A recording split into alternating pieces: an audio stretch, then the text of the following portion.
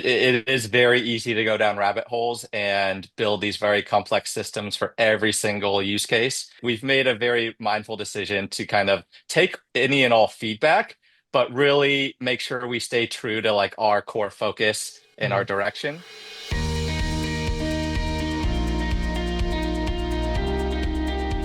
Hey everybody, James Shepard here with another edition of the Merchant Sales Podcast. I've got a great episode for you today, something I've wanted to do for a long time, and that is interview the CEO of a software company, of a vertical specific ISV about payments and their experience with it. And so I did that today, had a great interview with Derek, who's the founder at Vino. They deal with wineries, one of the partners of Full Stack Payments.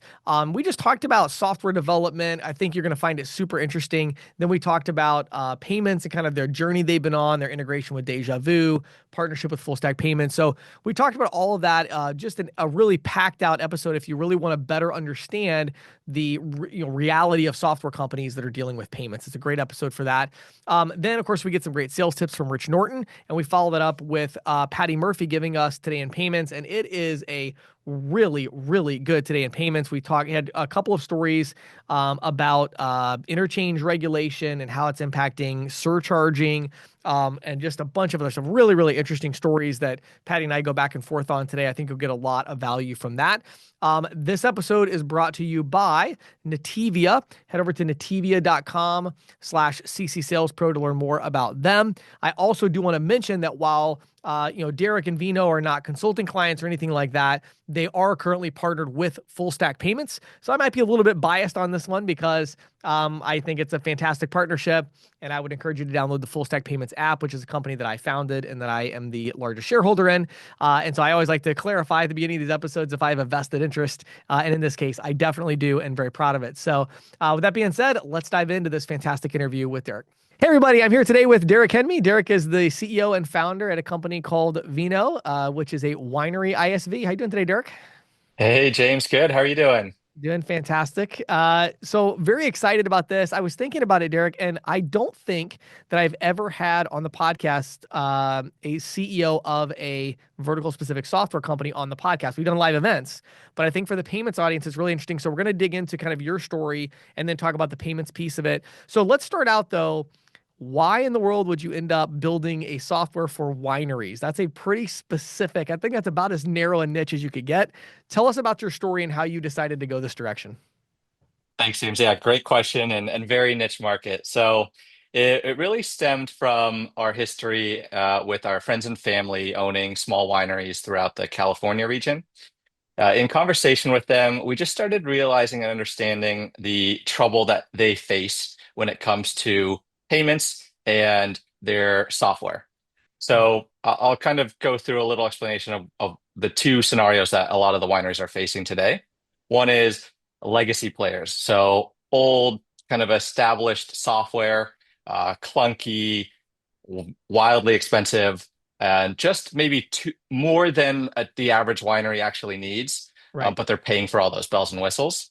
And then you've got the side where it's basically Excel spreadsheets. The wineries aren't able to access those other solutions, so they're forced to run everything manually. Right. They spend hours and hours running through spreadsheets. They save full credit card details in these spreadsheets. It's obviously a nightmare, as you can imagine. So our goal is to bridge that gap and find a solution that does the things that a winery needs, but not nickel and dime them and price gouge them on the solution. Sure. So this is so interesting to me. I think a lot about this stuff because like when we created CC Storage, which is an ISV that I own for self-storage, we had a very similar situation. And I think this is a point to pause because we looked and said, oh yeah, there's all this other software out there. It's very expensive. It has a ton of features, which feels a little overwhelming as a new startup because you feel like, oh, I need to match that, but you don't, right? And so talk a little bit about how did you, when you looked at that, how did you determine here are the must build features to just get started and see how this works versus like, oh my word, we're not going to build everything our competitor has right off the bat. Yeah, so we went straight to the source. We talked to the actual winery owners themselves and boiled it down to what do you need and what do you not need? And so Yeah. we were able to kind of understand, okay, there's a few main pillars that a winery needs in their DTC sales. So it's e-commerce, direct on their website. It's club, wine club memberships, and then it's point of sale for their tasting room or events. Those Hmm. are the real main ways they interact with their customer. And then a few of the things that add on like inventory and CRM and marketing. Right. And I find too that it's such a great growth path, right, Derek? Because it's like once you have that initial set of customers, there are going to be customers that you're not going to get. You know, they're going to, you're going to do a demo and they're going to say, well, if you had these three reports and these two features, right? Mhm. And but then that's what you want because I feel like if you just start out and build everything, you probably didn't build the right stuff versus like, okay, I've now had 7 demos in the last 2 weeks that have said, I need these two reports. Let's build these two reports, right? Are you seeing that where you're kind of starting to make your like roadmap based on that real interaction? 100%. Yeah. The entire platform was built and iterated from real feedback, whether it was in a demo or just kind of talking in passing. Everything that we're building is because of an actual use case. Hmm. One last question on just tech stacks, more on my own curiosity, but how do Sure. you think about the complexity and the simplicity of, how important is the simplicity to you in terms of keeping it simple and easy to use? And how do you maintain that? What are your thoughts and tips for other entrepreneurs that are looking to go down this road? Because it can be very hard. It's very competing. It's like I have to add more features, but I have to keep it really simple. What do you think about this? Yeah. Yeah, it is very easy to go down rabbit holes and build these very complex systems for every single use case. And we found that that's obviously very troubling to like trace every string. Right. So we've made a very mindful decision to kind of take any and all feedback, but really make sure we stay true to like our core focus and our Mhm. direction. So there might be little wrinkles here and there, but the overall kind of theme and what we're trying to do and strive for, we make sure that any changes we make are in line with that. Mhm. And simplicity is key. I'll just kind of put a side note as when I've kind of seen some of these previous systems, they give me a headache. And from a tech Right. background, if you're giving me a headache, that's not a good sign because when you're dealing with a winery owner, they want to make wine, they want to drink Right. with their friends. And so I can only imagine what they're thinking when Right. they see these systems. Yeah, yeah, and I think also, Derek, it's like if you're not saying no to 30% of of the potential prospects, then Mhm. probably you're chasing rabbit trails that you don't need to be on, right? It's like there, Yeah. and the other thing is too, it's such a high level of expense. You have this amount of investment, and what I find is, and I've made this mistake many times as an entrepreneur on the tech side, is I'll end up, my one of my business partner, who's our lead developer, Jack Christensen, he'll give me a hard time because he'll say, "Hey, you remember that, last week we built this feature?" He's like, "We built the studs and everything, but we didn't put drywall up yet or paint it." Hmm. Sure. And it's like, well, that's because we're chasing the next feature to sell the next person. And it's like, no, Yeah. it's okay to still tell that person no. You want to give a really, really good experience to this part of the market that you're able to serve well now. Hmm. You know what I mean? And I feel like that's Uh-huh. hard Yeah. though, because you want to sell everybody, but you can't, you know? Yeah. Yes. Definitely an early hurdle that I think everyone in our position needs to go through and Yeah. learn from. But yeah, it's do, few things really, really good, Right. not a ton of things not very good. So Yeah, yeah, yeah, cool. All right. So let's transition a little bit. I want to talk about payments and then I want to talk about distribution. So, sure. speaking of payments, number one, talk to us about this. What is important to wineries as it relates to payments? And then how did you kind of start to formulate that payment strategy to make sure you're giving a good experience to your clients there? Sure. Yeah. So just I'll start with the way they accept payments. Yeah, It's been also one of those kind of spaces that has been a little bit behind the curve as far as payment technology. sure. And so making it easier for the wineries to accept payments is obviously critical.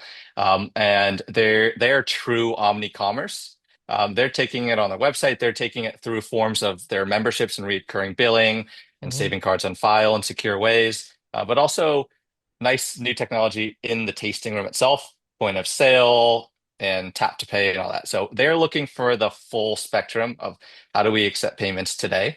Sure. Um, and And so I don't, yeah, which I believe you did a Dejavoo deal. Maybe talk about that a little bit because, sure. to clarify, and again, my audience may not all fully understand this. I mean, what you just described is hard. Like, Hmm. because it's like I want to be able to say, okay, I took a payment online, and then when somebody comes into the tasting room and I need to refund them or edit that transaction, I need to have a Yeah, single source for that transaction to really be omni-channel. I can't have it and like, well, I'm sorry, but you did it online, so you're gonna have to go back to the website to request a refund or whatever. So sure. talk about what were you looking for in choosing the right vendor from a tech perspective, which again was Dejavoo, and then why did you select Mhm. Dejavoo? Yeah, so we vetted a few different options, all the different gateways out there, and we just found that one, Dejavoo's team is amazing, great They to are. work with, and it doesn't hurt that their hardware, their new P line series, it's beautiful stuff, and the Yes. different form factors available with them were really a driving factor or a driving force in what we wanted, just because some of the other options we looked at were older terminals or not the form factors we wanted.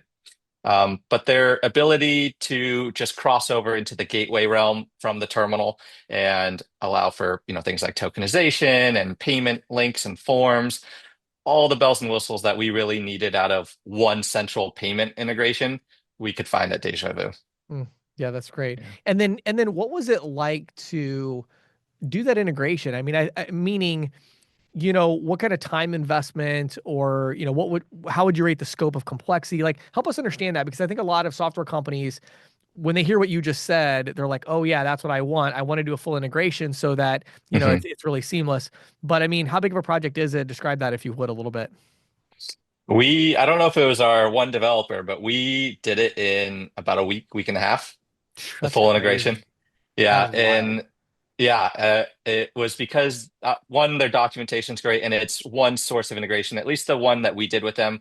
There's different levels of integration you can do, Is that but just out of curiosity? Is that the spin? Is that what you did? The spin? Okay. exactly, All right. Got it. yeah, So it's the spin correct, yeah. gateway integration. Okay.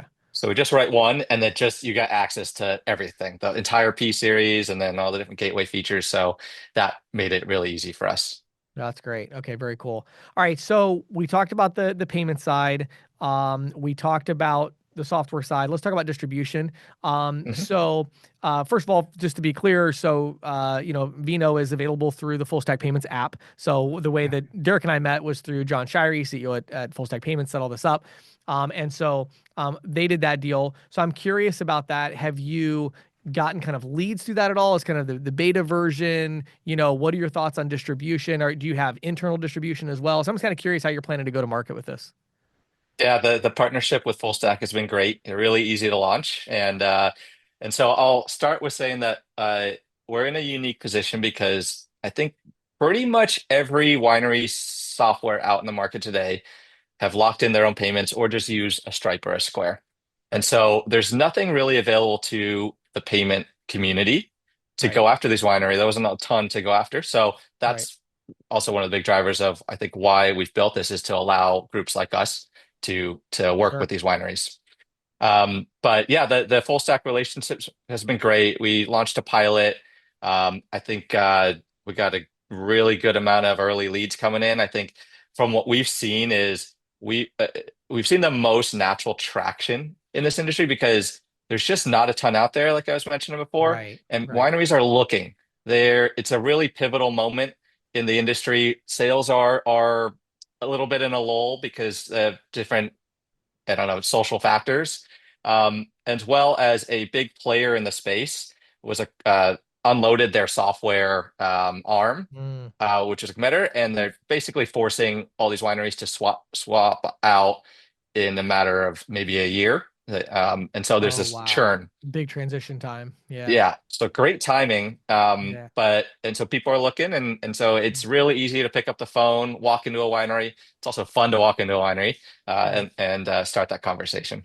What would you say for somebody who's actually looking to sell this? Let's say somebody's listening, they download the Full Stack Payments app, and they're like, okay, cool, I want to go do this. What are the primary pain points that they should be talking to a winery owner about in order to get them interested in seeing a demo of your software? Yeah, so my approach is first understand what that winery is currently using, what their tech stack looks like. Are they in that QuickBooks, Excel spreadsheet, manual uh, mode, or are they using a legacy player? So then my conversation kind of goes one of two ways, and it's really, hey, we could give you the 80% of the features that you need, or maybe 100% of the features you need, but for a fraction of the price. Right. Or it's, hey, can we save you tons of hours? You're going to pay the same processing fees that you're used to, but Right. you get all this software with it, and let's cut down errors and hours. Sure.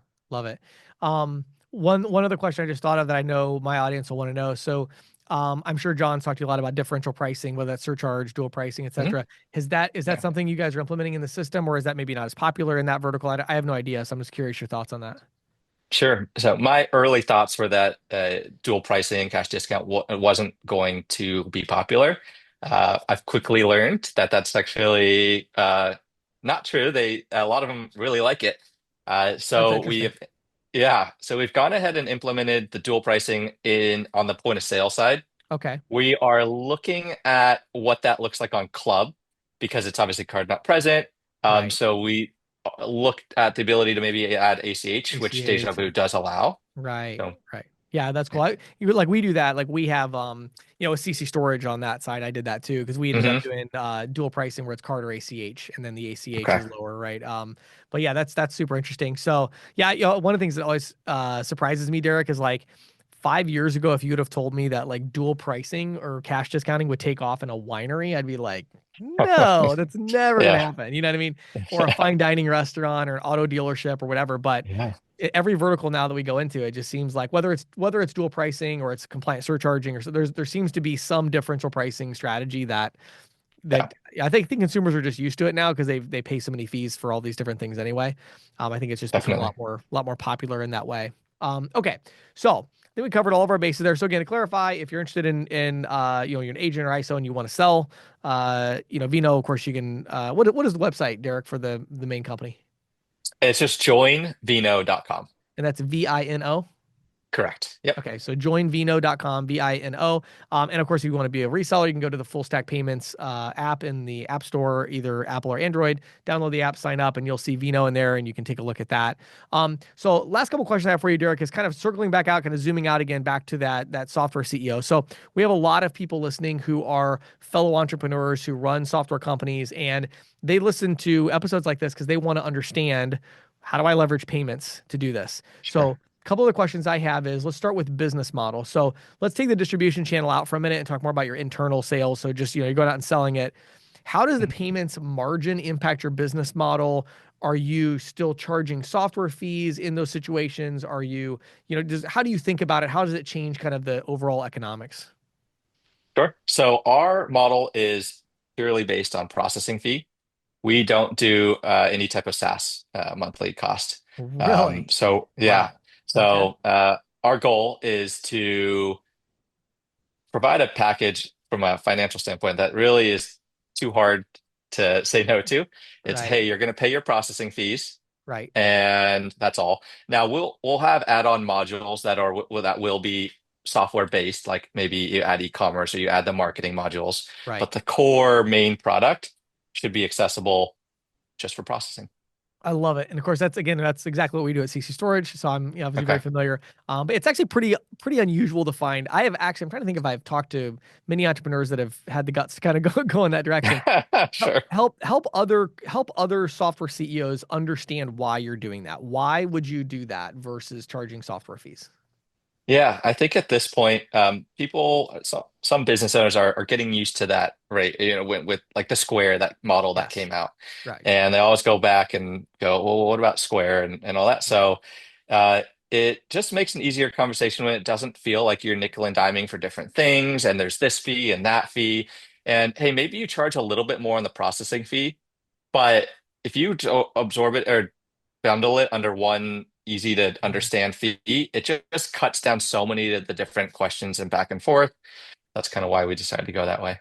Yeah, I think you make a really interesting point because I think where most software entrepreneurs focus there is they focus on the economics only of, you know, or are you making as much money, per account? But I think what they Hmm. miss is the idea of how many accounts are you selling, right? Hmm. Because when you remove this like huge friction point of, hey, there are no software fees, it's from a marketing perspective, it's you can really get a flywheel going really quickly because people tell their Yeah. friends and in a tight little niche like winery, I'm sure everybody talks to each Hmm. other. And they're like, Yeah. oh my, you're still paying all that money for that old legacy. We don't pay anything for software anymore. We just pay the Hmm. processing fees. That kind of thing gets out there. And as people recognize the legitimacy of it, and then also for the agent, whether that's 1099 ISO agent distribution or whether that's internal, salespeople taking SEO or inbound leads. I mean, that changes the conversation to your point quite a bit. All of a sudden, that one feature that they think that they want, well, it's free software. I mean, what do you expect? All of a sudden Yeah. it kind of pushes them over the edge, right? Yeah. Absolutely. Yeah. So that's great. All right. So last question I always like to ask when I get a founder on is any tip or advice that you have. So if you could go back in time to before you officially launched this thing and you had it was an idea in your head, right? Hmm. What is one thing you really wish you could go back in time and tell yourself to make you more successful or make your life a little easier? Oh gosh, good question. I try to operate with no regrets. But let's see. Maybe the phew. What did you have to learn the hard way that in retrospect you could have learned? If somebody could have just told you it, you would have been like, oh, okay.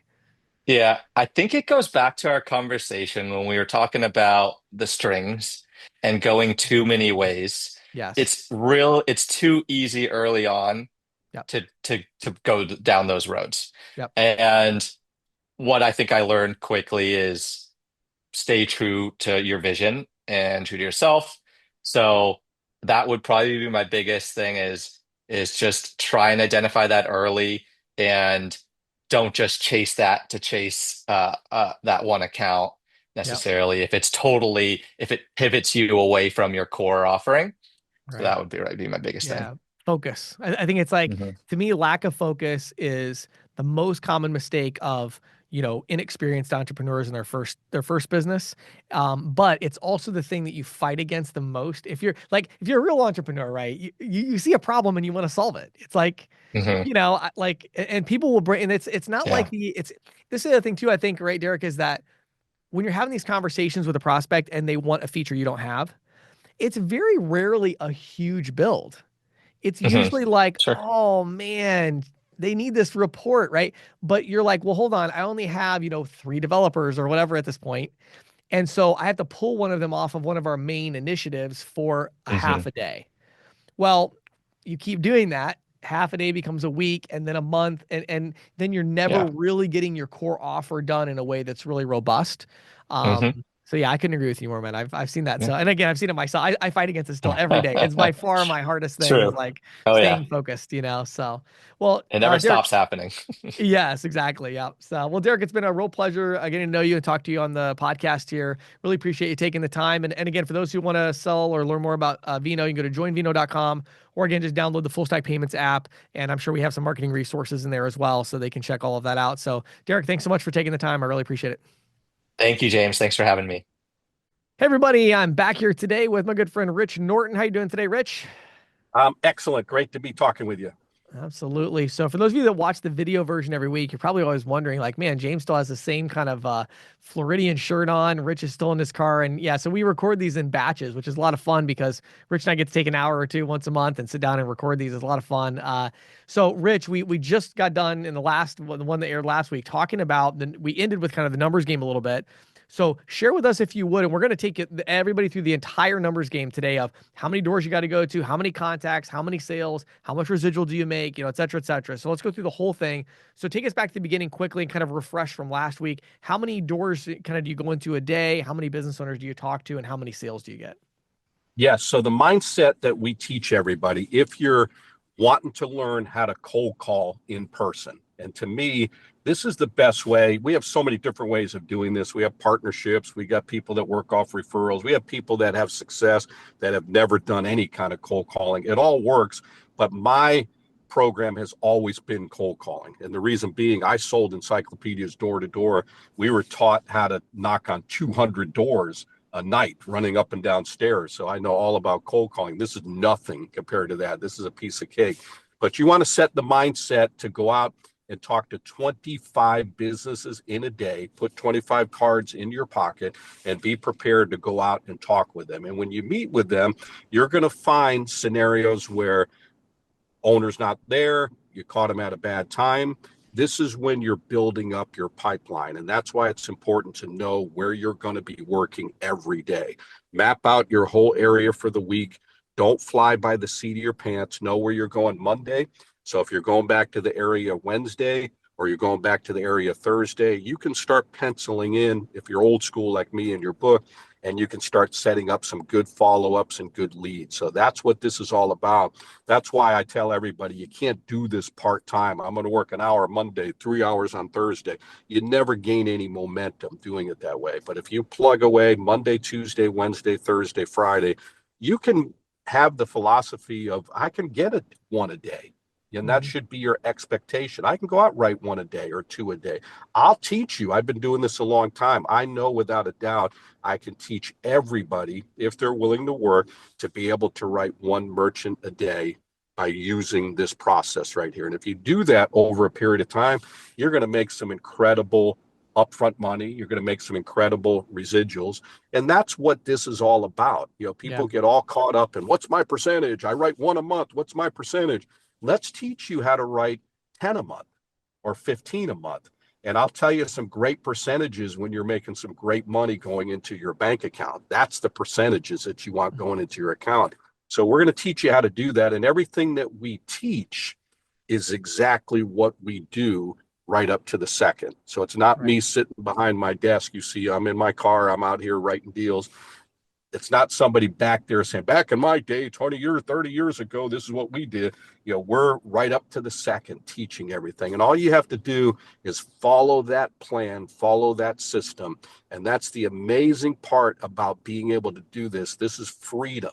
How exciting is it to know that you can go anywhere in this country, meet people for the very first time, have fun doing it, write them up. They thank you for coming by. You write one in that town, two in that town, three in that town. What a great opportunity that is. Once you're able to do that consistently, my friends, you have freedom to be able to control your own destiny. And that's exciting.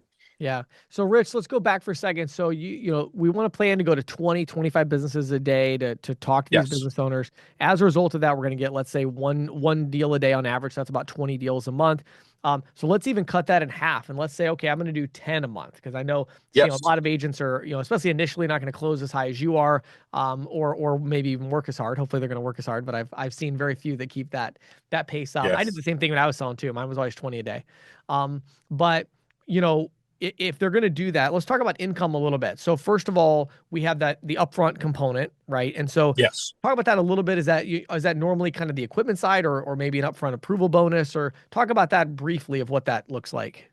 Absolutely. It's actually both. You know, Payrock, who we're with, they put together a great program that, let's say, for example, our most popular program is Consumer Choice. We have an excellent equipment, software that comes with it, and representatives are making a $450 bonus right up front on the new program that we have.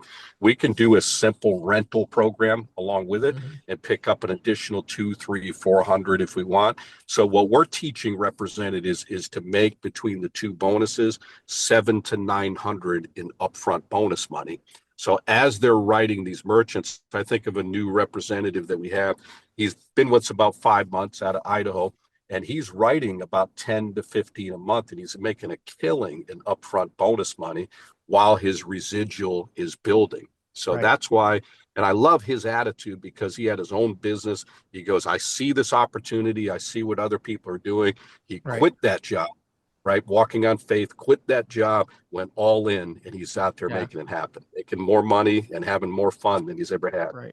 So you have these deals you're going to do, you know, 450 upfront bonus, let's say, and then some equipment. Let's say the average is, even if the average is only 400, right? Some, maybe a few deals you don't get the upfront because they want something a little different. So if you write 10 deals in a month, that's 4,000, which is, you know, nobody's making a fortune off of that. But again, remember, as you're doing that, then the final piece of it is the residual. And of course, the residual is going to vary a lot, Rich. I mean, I would imagine the average for your agents is probably in that 50 to 100, maybe even $200 range per month of every time I write a new merchant up. So if it's, let's say it's like $100, well, if I add 10, I just added $1,000 a month to my income on a move forward. Not, you know, so then I had another 1,000 the next month. Now I'm at 2,000. 24 months down the road, I'm at 24,000, right? So it just, it adds up quickly, right, on the residual side.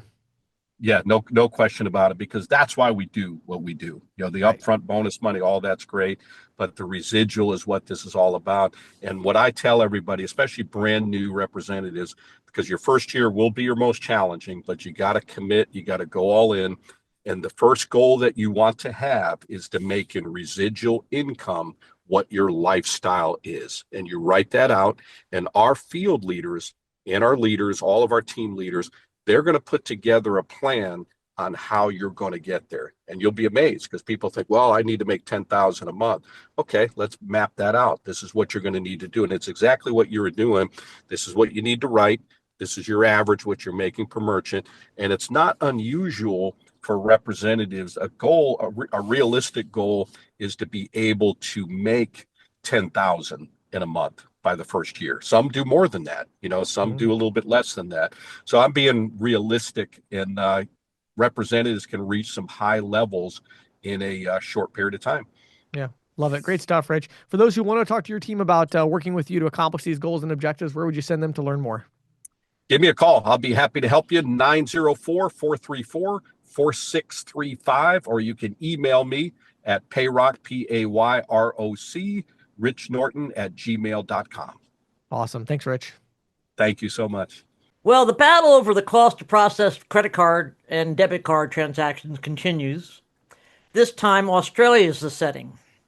The Reserve Bank of Australia, which is their version of the Federal Reserve, is instituting three major changes. They're going to eliminate surcharge. They dictated that. Yeah. To eliminate surcharges on Visa and MasterCard debit card transactions. Mm-hmm. Lower the interchange cap on credit cards. The current cap is 50 basis points. That would drop to 11 basis points. I mean, And it's like you almost have to pause there, because like 11 seriously. basis points. Where's there money Like, to be made? So to give context, right? So in the US market, the average interchange for credit cards, right, is over 2%, because Right. the average interchange is about 1.78, I think, and that includes debit, which is much lower. Right. Credit cards over 2%. In Australia, they've already been regulated to 50 basis points, and they're talking about lowering it to 11 for credit cards, not debit cards, credit cards. Right. Right. I mean, like I said, where's there the money to be Right. made? Right? I Kiss mean, kiss those reward programs goodbye, Australian consumers. Australia. Yeah, right. Uh, And then the other thing, which is interesting, because I think the merchants here would really love this, require the card networks and large acquirers to publish the fees they charge in a manner by which the merchants can understand them. I mean, because technically Visa and MasterCard do publish them. It's just right. reams and reams and reams of paper. Right. That Right. would be, Yeah. out the window. Yeah. But Well, this story is near and dear to my heart because, I've used Australia as an example so many times, because they are a large country. And to be clear, 80% of large merchants in Australia currently surcharge. Okay. right, 80% of large merchants. This is the Home Depot, the national brands in right, Australia. I don't know if Home Depot's in Australia, but whatever they are, the big box places, all that. right, And one reason it has been so popular is because they can surcharge both credit and debit. And that's very different from the US market. So now Australia's coming in, and they're saying no. And so obviously Visa is behind this. It shows how how much they hate the surcharging and what they're willing to do. right, And I have to think that it has backfired, though, because now again, everybody that gets confused about this, Visa, MasterCard, they do not collect interchange fees. They collect card brand fees, right? So right, technically they don't care about interchange per se, but they do, because it's part of their ecosystem and it's what makes the issuing banks tick. And right, so the fact that Australia is going to lower the cap on credit cards to 11 basis points is just complete commoditization. And then at the same time, Visa's kind of, I guess, getting what they want to say no surcharge on debit. But I have to wonder, like, really? I would think on this one, Visa should have been fighting in the other direction to say, let's just leave this right. as is. We're okay with the surcharge. Yeah, yeah, exactly. Yeah, it just blows my mind when I was reading that. I mean, I've been following, like you, the Australia example for a long time, for many years. Right. And when I read this one, I just was like, okay, let me read that again. I mean, Right. Right. did I really read what I think I read? And it blows the mind, blows Yeah. the mind. So Okay. so let's just hope that doesn't come across the Pacific, so to Right. speak. Well, if it does, everybody that's selling flat rate pricing right now is going to make a fortune for a little while because, That's yeah, we that's could lower, true. That's we lower our interchange cap to 11 basis points. We're all set for a little while. And then obviously market pressure will take over and all of that. But it's just right. like when Durbin came out, it was, I remember, Patty, when the Durbin Amendment actually went live. And Mm-hmm. at that time, probably half my portfolio was on tiered pricing, right? Um, and I was with a large super ISO that will remain nameless. And they obviously did not adjust their prices accordingly until they really felt like they had to. Mm-hmm. And so there was like 4 months where my residuals like doubled Wow. because the cost of interchange dropped so drastically. So anyway, so there could be some good things there, but I think that's a very interesting story. So Yeah, I find that very interesting. So closer to home, the Merchant Payments Coalition is amping up its own battle against interchange. The latest salvo comes um, on the backs of big bank profit reports. okay, They say that banks are bragging about higher profits while they're basically screwing the little guy, i.e., the merchants. hmm Um, and they kind of use it as, I mean, they take any opportunity they can to promote Durbin 2.0, right, as we've known this new as we have dubbed this credit card competition act. But they also have used it as an opportunity to press the Fed to reduce the cap on debit card interchange. right, Remember, under the original Durbin Amendment, the Fed was given the authority to cap debit card interchange, right. and the Fed has basically, they issued a proposal about almost a year ago now, I believe, to reduce that even further. Um, MPC thinks that's going to happen on top of the Credit Card Competition Act passing. Personally, I don't think that's going to happen. No, I don't either. For one thing, I think I've explained here before. Michelle Bauman is the vice chair of the Fed board, and as vice chair, she's oversees all the payment system stuff. Okay, And when they proposed this debit card haircut, she was the only governor to oppose it. right, right. So, it's been dragging along now for 2 years. So, good luck, merchants. I really don't think it's going to happen. You know what I would love to see? I do wish that they would change it. I don't I just wish that they would balance it more between the percentage and the per item. Like I've always felt like Right. that was such a stupid thing that they did because I feel like it really did punish like, small ticket merchants. I mean, if you have a coffee shop, your Right. interchange went to 4% or something crazy because of that 22 cent per item fee. And then it's Right. 5 basis points. It's like, how about 20 basis points and 10 cents? Like it'd be better Right. to balance it a little bit. So you could take and I don't know what the exact numbers would be, but if you took your average ticket in the US of, let's say, $50 or something for card present, if you took that number and said, okay, we want to keep the same cost, the same revenue overall, right? So it's the same average revenue, but we need to spread it more evenly across the different merchant types Right. based on their Right. average ticket. And to do that, they would need to do more percentage than per item. But what do I know? So Yeah. But you're true. I mean, it's true. I mean, especially coffee shops. I feel really bad for those guys. yeah, hot dog stands, that kind of Right? those kind of Yeah. businesses. I mean, they really and even businesses doing you know, 15-20 dollar average ticket. There's a lot of businesses like that. Even little retail shops and stuff. And so Right. it just made and even think about this too. Even businesses where their average ticket is, let's say, $40, Mm-hmm. and they do a lot of kind of $100 stuff, but they also do a lot of $10, $5, $12 Right. trinket stuff. Right. It really makes your pricing very complicated because you go, oh, well, hold on. I have to remember that the interchange on this $10 item is double what it is on this $100 item. $40. As Yeah. an effective rate, not just an actual Right. dollar amounts, but an effective rate. And it's like that's really really annoying. Now, to be fair, really this is more of a problem for people like Square because most of those merchants are using something like Square with flat rate pricing, so it actually doesn't have Right. that impact. But But Right. for larger businesses that are using Interchange Plus pricing that have multiple locations, or for businesses like we represent, these card processing companies, it's just very annoying that it's that way. It makes it all way more complicated where you have to really think carefully about the card mix. Yeah, yeah, it really does. Really does. Well, next up, this is a really interesting one. JP Morgan Chase is planning to impose fees on financial technology firms that access its customers' financial account data. This according to reporting by Bloomberg News. So, well, first of all, let me put it this way before I get to my analysis. The mega bank has sent out pricing sheets to data aggregators outlining the charges that may vary by use case, with payment-focused firms facing the highest fees. Okay. Okay? So this comes just as the fintechs are already litigating in federal court over the consumer finance. You'll remember, okay, this whole idea of open banking, it's called, right? Yes.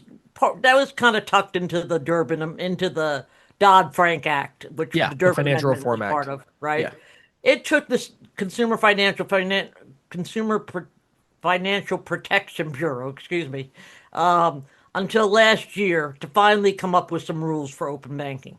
Okay. And the banks have sued to block the rule because it requires any bank with more than $850 million in assets, which is Every bank, just just about. about every bank, to make their customers' financial data available to consumers and their third parties that they designate free of charge. Wow. Now, this includes historical transaction data, account balances, upcoming bills, basic account verification information, and of course, information needed to initiate payments. So this would Now, be this would be things like, just make sure I understand. This would be things like bank to bank transfer.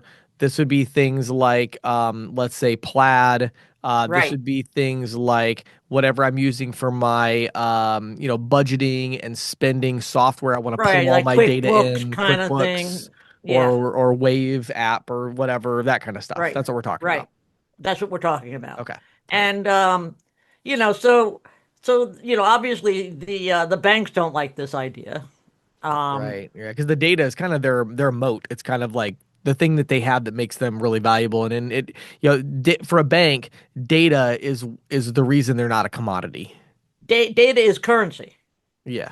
Yeah. I mean, really, you Yeah. know.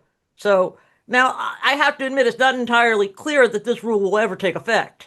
The Right. the CFPB rule, because the White House has been keeping the CFPB on a short leash. Right. Right. Because and Republicans hated the Dodd-Frank Act, and Right. they've done everything they can to take to cut off CFPB at its knees on all Sure. its other rules. Right.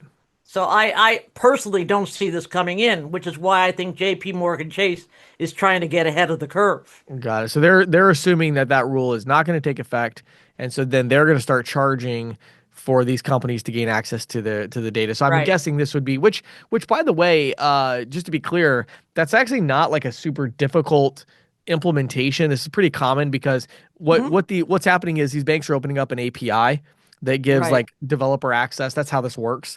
And so Uh-huh. it's actually pretty common for businesses to have like a per API call type of charge.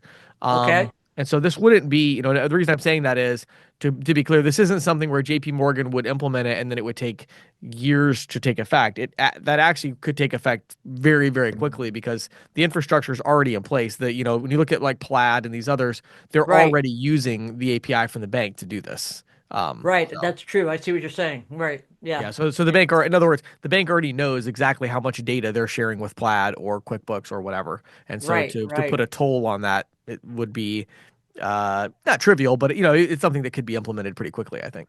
Yeah, I see what you're saying, and that's true. And you know, if anybody's going to do it, it's going to be a Citicorp or J.P. Morgan Hmm. Chase that's going to lead that Right, charge, so right. to speak.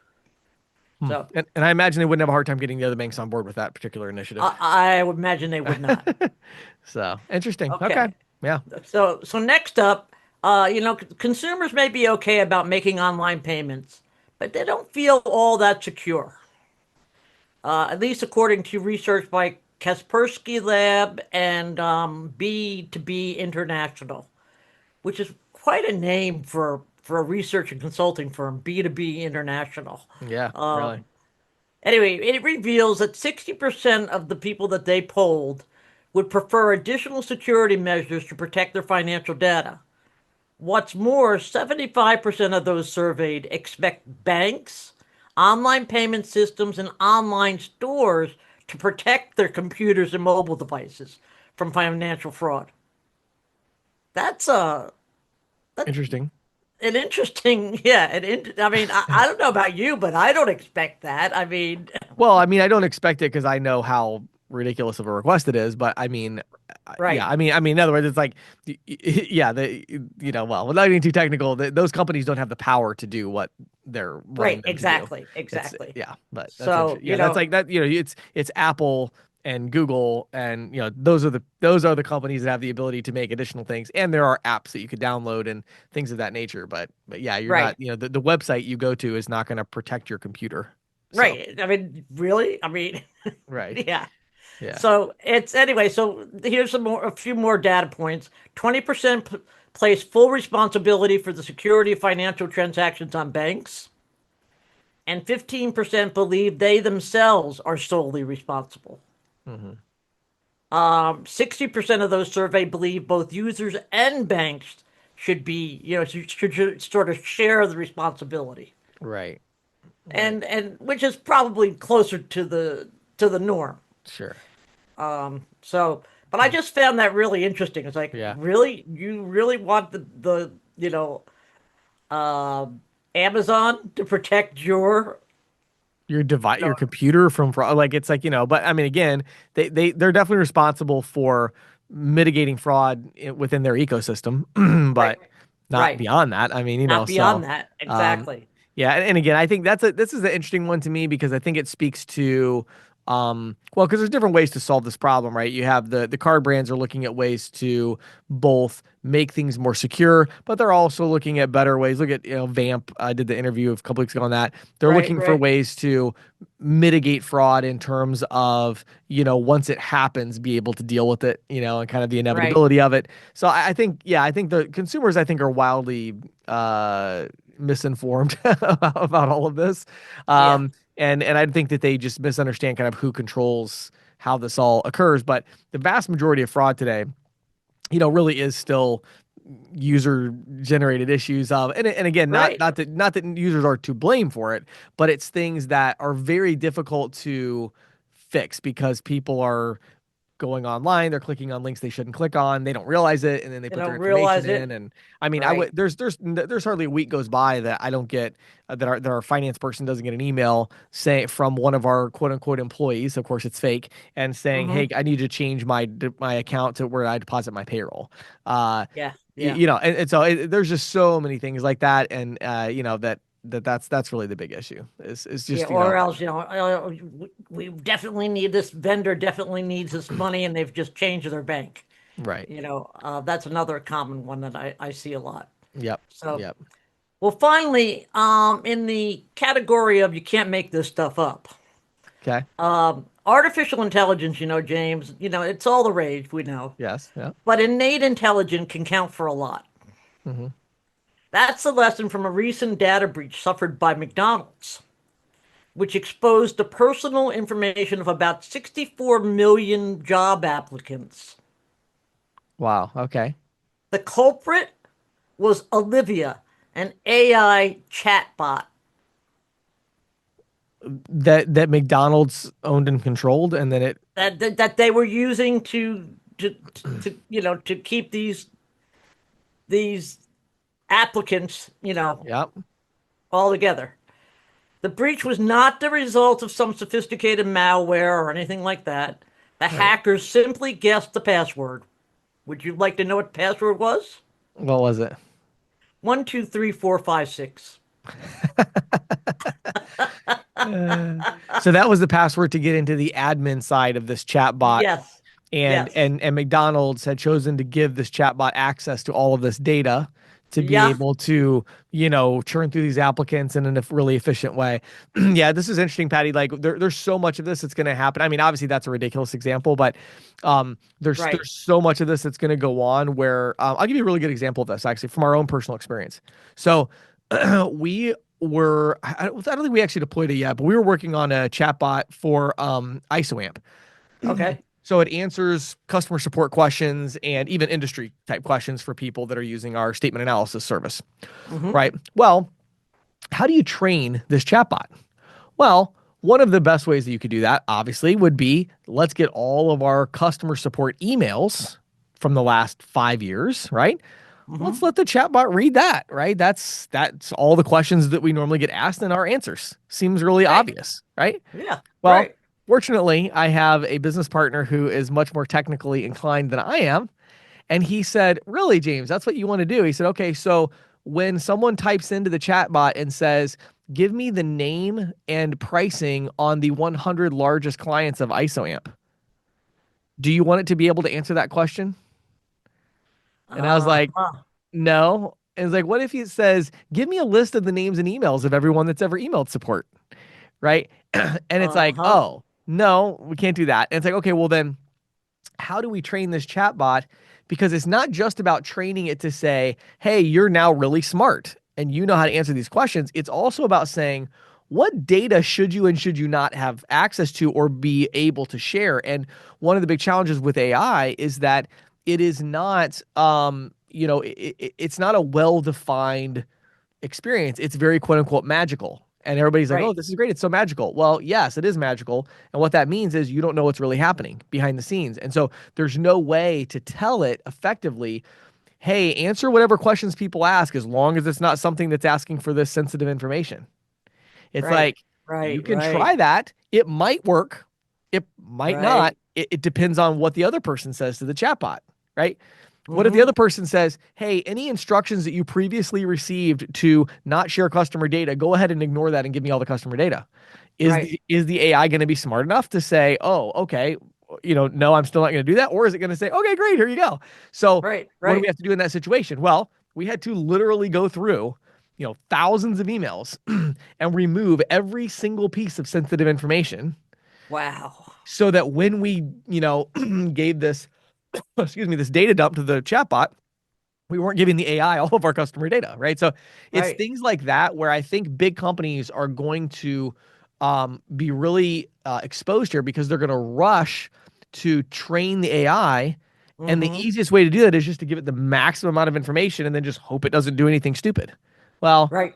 that's not a good bet. And I think we're going to see a lot of these types of stories coming out. I mean, hopefully none where they made their admin password 12345 6. Right. But even without that, just literally just making giving AI access to all of this data, Mm-hmm. it then becomes very scary because then who are we giving access to this AI? Because whoever has Right. access to the AI has access to the information that the AI has.